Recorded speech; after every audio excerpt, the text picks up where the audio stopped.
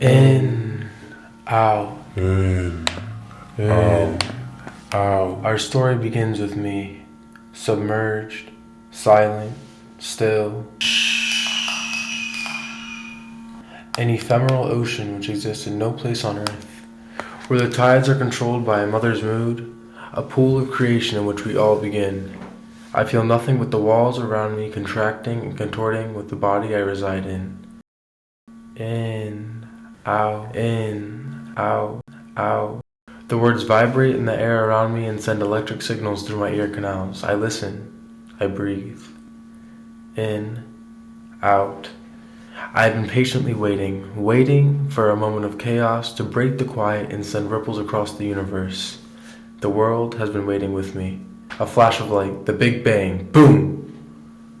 Technicolor streams of color stretch and bend the space around me. Flashing lights, broken TV sets, traveling faster than the speed of light and simultaneously going nowhere at all. Colors fade to white and the walls around me open up like freshly bloomed flowers. White walls, white room, white gloves.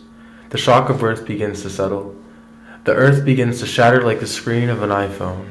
A mother's wail so sharp it pierces through my newborn skull and sends shivers down my spine. Hands, probing, poking, testing. I realize my own shrill voice has replaced my mother's. The doctors repeat. In, out. I am melting into my mother's arms. Everything else turns to static and I am floating weightlessly in her warmth. Sunshine. My father signs off on my birth certificate. Devin, Hanif, Khan. Breathe. Everything runs back in reverse. The doctors rip the child out of my mother's arms, cold. The stains of afterbirth rise up from the sink and slide itself back onto the newborn's body, sticky. The doctors scramble around the room in retrograde. Chaos. The umbilical cord is reattached. The screams fill the room in an incoherent pile of noise. My body reverts back to a state of silence. Colors zip by, zooming, flashing, the Big Bang, boom, bombs bursting in the distance. The year is 1940. World War II rages on. Amidst the chaos stands Hanif Usman Khan, son of Yaqub Khan, 3 mothers, one of 12 of the most beautiful children in Afghanistan, one for each hour of the day. Born Hanif, but referred to as Henry, a walking symbol of the British imperialism that grows like a tumor and infects the planet like cancer. Hanif walks among war-torn lands tainted by xenophobia, hate, and persecution. Blood drips from his psyche, but does not stain his heart. At the age of 24, he meets a girl. Breathe. In, out. Her name was Violet. Violence, like a phoenix, she emerges from the rubble of a broken family. Step back, rewind. Profile of Edward Caulfield, New York born, happily married, 6 kids, a nice home, the American dream. Scratch that. Edward Caulfield wanted more. He needed more. A thirst for oil lingered in the back of his brain, and so did another woman. They say the call of sirens is irresistible to the ears of men. May Son May was the siren of Burma. Her song could be heard from across the seas, and Edward had listened. At the age of 40, he left his home, his wife, his family behind, and in a daze becomes the 28th immigrant to enter Burma. In Rangoon, his sirens await. His oil business blossoms, and so does May. He has come home. Elegant songs of beauty and longing slowly turn into cries of creation, screaming, screeching, smiling. A beautiful baby girl is born. Her name is Violet. Fast forward 15 years. The British are coming. They're already here. Oil fields across Burma light up like sparklers on 4th of July. Britain has set fire to the country's soft spot.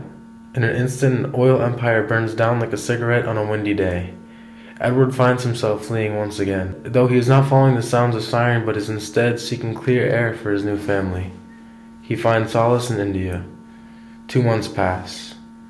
With his oil fields, Edward Caulfield's flame burns out. He dies in India.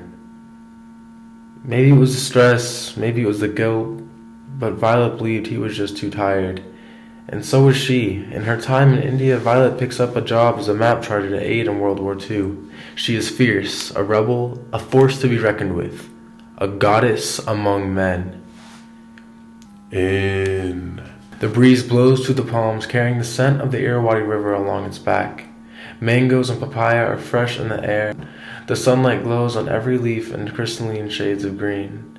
Hanif had fallen deep in love, and so did the world around him. A love stronger than that of Edward and Maison May, one stronger than even the bond between Odysseus and Penelope. A love that drenches the world in a golden haze and shimmers in the sun. Violet and Hanif lived their life in a constant honeymoon. The summer breeze blew once more, and with it a Khan was born. With the birth of Gerald Khan brought one of the strongest monsoon seasons Rangoon had seen. His birth would cause the fall of an empire. The trees melted in the wind. The Irrawaddy drowned the surrounding streets. The gods stood from the clouds, toying with the humans below. For 6 months the storms raged on. For these 6 months, Hanif Khan would face its wrath. Hanif became tied down by the politics of his nation. Burma had become a country filled with xenophobic hate, the very thing he served to fight against. It ate away at his mind like a maggot eating away at a corpse. As his son began to crawl, Hanif became the key witness to the assassination of Burma's leader. Take a breath. In, out. The date is January 20th, 1962. Violet squeezed her daughter's hand. Daryl and his brother followed closely behind. A sense of urgency suffocated the air. Violet, as her father did, was now fleeing her country. It was no longer her home, it never was. The minute she knew about her father, she was searching for her second family. Now that Burma was becoming overthrown, she had nothing to hold her back. With $50 in her pocket and 3 mouths to feed, she was on her way to America. Jet fuel paints the sky. People come, people go. Violet lands in America, retracing her father's footsteps the same way I have done through this very narrative. She has landed. She has made it. A new start. Planes flew in and out of the sky above, drifting. In, out.